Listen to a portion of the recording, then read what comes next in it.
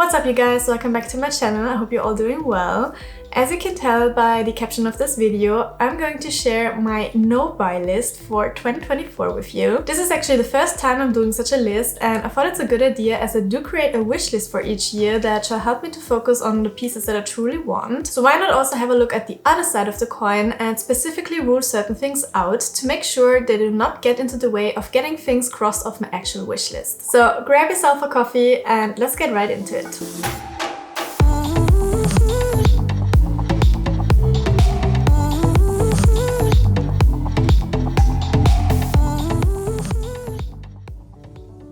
I actually attempted to do a no-buy January, but to be honest, I failed because I ended up getting 2 new jackets, one coat from Max Mara, which was actually on my wish list, and another black one from MSGM. I have to say that I do not regret these purchases though, as I feel like they are both quite timeless pieces, but with a little bit of a twist, as they both have this slightly furry structure, but not too much fur, if you understand what I mean. Delicious.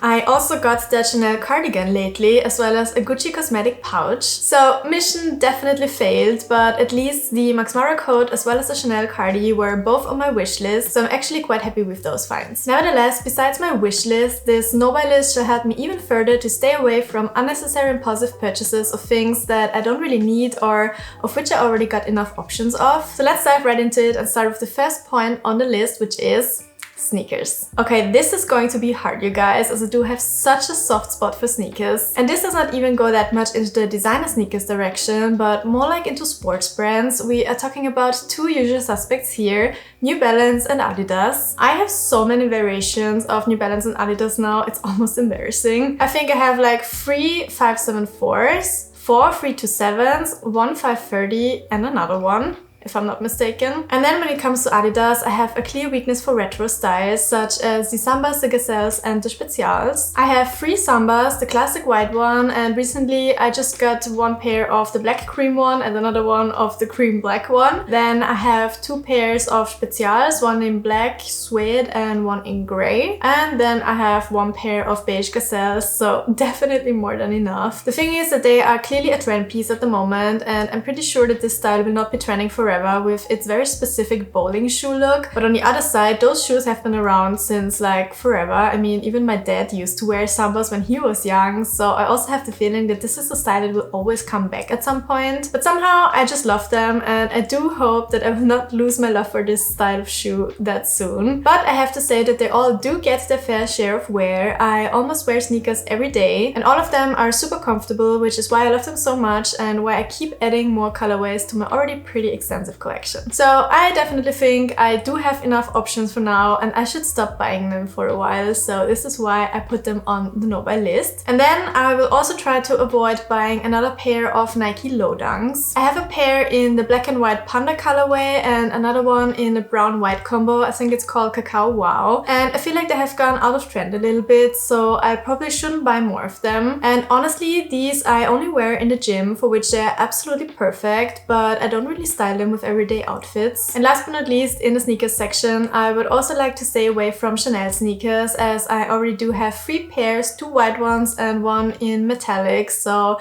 I think this should definitely be more than enough. Alright, let's continue with the second point on the list, which is cosmetic pouches. As I just got that Gucci cosmetic pouch lately, I feel like I'm fine now and I have enough options for traveling as well as for storing things at home. In addition to the Gucci pouch, I also have a Louis Vuitton cosmetic pouch in the MM size, which is perfect for traveling. And then I also have the little bit bigger BB knees for storing all my makeup products at home on my vanity table. When traveling, I also like to use such pouches for storing my jewelry, so now I have 2, one for makeup and one for accessories. No more cosmetic bags needed. Point 3 on the list is another one of the small leather goods category, and we are talking about card holders. I don't have a super extensive collection of SLGs, but I also feel like that I don't really need many of them, so I should definitely be fine with my little collection of a classic Chanel flap card holder, a Chanel 19 one, Then I also have one from Goyard and another one from Acne Studios. More than enough. Sometimes I feel like it would be nice to have one matching card holder for each of my bags, but honestly this is so unnecessary,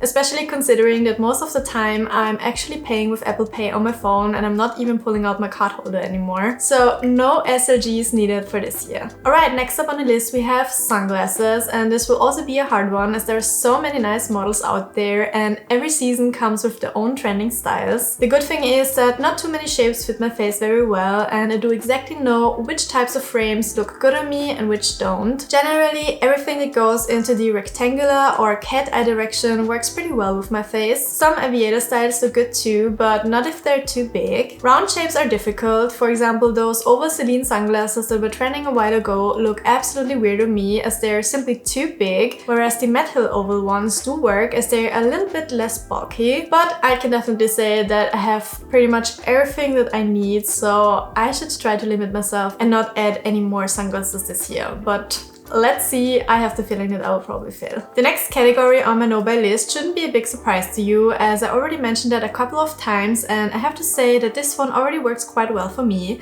I'm talking about costume jewelry. Past experience has just proven me that it's not worth to spend money on overpriced designer custom jewelry, which just does not serve up the quality you would expect for those prices. Better to invest into the real deal and go for fine jewelry pieces instead, which will last you for a very long time. Or if I'm looking for more of a trend piece, I still like to get fun pieces here and then at high street retailers such as H&M, such as those heart-shaped earrings here that I just recently got. The only brand that I can definitely not recommend here is COS, as their jewelry pricing is double the prices of H&M, but the quality is just not it. I even have the feeling that it is worse, which I don't really understand, as COS and H&M actually belong to the same company group. But out of experience with several COS jewelry pieces, I can say that these stain so fast, it's crazy. A hard no for me, even though I like the designs. Okay, let's see what else we got on the list. Going into ready to wear now, starting with blazers. I have an entire closet compartment full of blazers, probably covering every shade that exists in a neutral palette. It is something that I do wear on a daily basis, especially throughout spring and summer, but I definitely do not need any more of them as I keep returning to the same old favorites and I for sure do not even wear every blazer that I have in my closet. The only exception would be a good black one, as I feel like I have not found the perfect one yet. Sticking with ready to wear, another category where I have more than enough of is tailored trousers. When I was in Amsterdam in December, I stocked up a couple of good classic staple trousers in all my favorite neutral shades. I have a couple of Aritzia effortless pants and I feel like 1,000 variants of those Zara trousers in every neutral color that I could think of. So I should definitely be fine with my selection, and there's also not much space left in my trousers drawer, which is why we put them on the no-buy list for 2024. The next category is something that I've not been tempted that heavily yet, but I did spend a thought here and then on this. I'm talking about luxury luggage. Let's be honest guys, we all love the look of a Louis Vuitton or a Rimowa suitcase, especially when it comes to designer collabs of the latter, such as Dior or Fendi for Rimowa. But this is probably truly the biggest waste of money, except if you really don't care about your spendings. The cost per wear is probably quite limited unless you really travel a lot on a regular basis. And then such a piece will most likely get damaged on the very first trip you take it out. Carry-on is definitely not a guarantee that you can take your suitcases with you on the plane if the flight is fully booked. So it might happen that you have to check it in, and in this moment it's out of your control and we all know how suitcases are thrown around. Just keep this in mind before you're considering getting any suitcase from a luxury brand. It's probably not worth the pain unless you absolutely don't care about any defects and signs of wear, which is definitely not the case for me.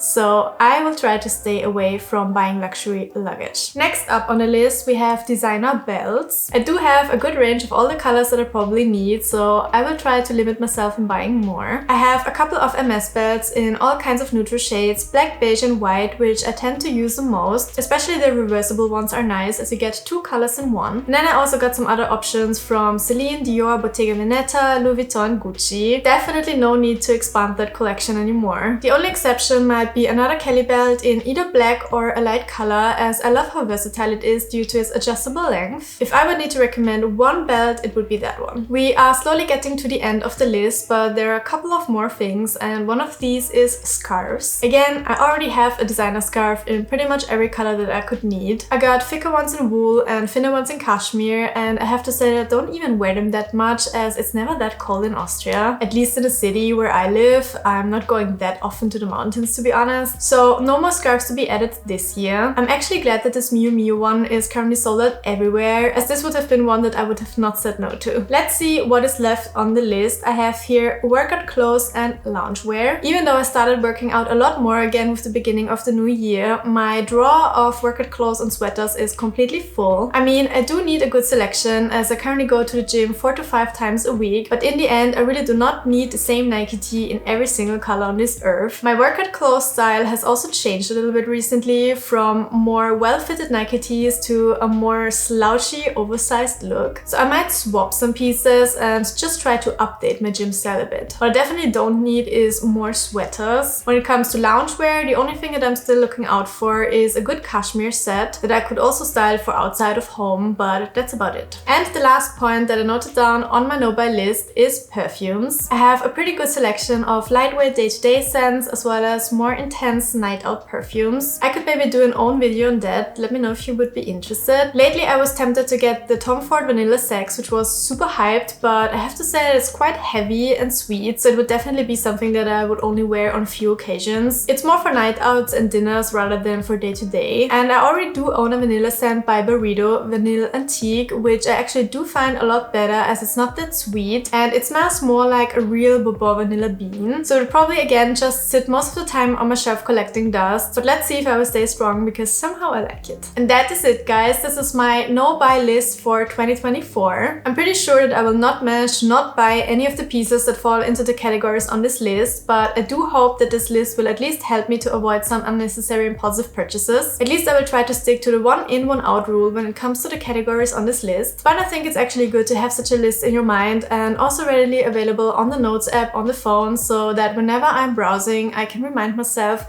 which pieces I should actually drop and better leave in the store. Probably I should also put handbags on this list, but I would set myself up for failure in a minute I will write this down, especially as I still got a couple of handbags on my wish list. However, I will try to go through my collection and see if I could downsize it a bit this year. We will see how that will go. My hopes are not very high, to be honest, as I feel like I made quite good choices and I do not really regret buying any of the bags that I currently own. Some of them might have gone out of style, but this is not my #1 criteria, as long as I do still enjoy wearing them. But maybe more on that in an own dedicated bag collection video, which I would like to do once again this year. And that's it for today's video, guys. Do you also have such a no-buy list? If not, I hope this video at least inspired you to shop a bit more conscious and invest into timeless, high-quality pieces that you will enjoy over a very long time. Thanks for tuning in. Don't forget to give this video a thumbs up if you enjoyed watching, and make sure to subscribe to my channel to not miss out on any upcoming ones. And I hopefully see you soon back on my channel. Bye, guys!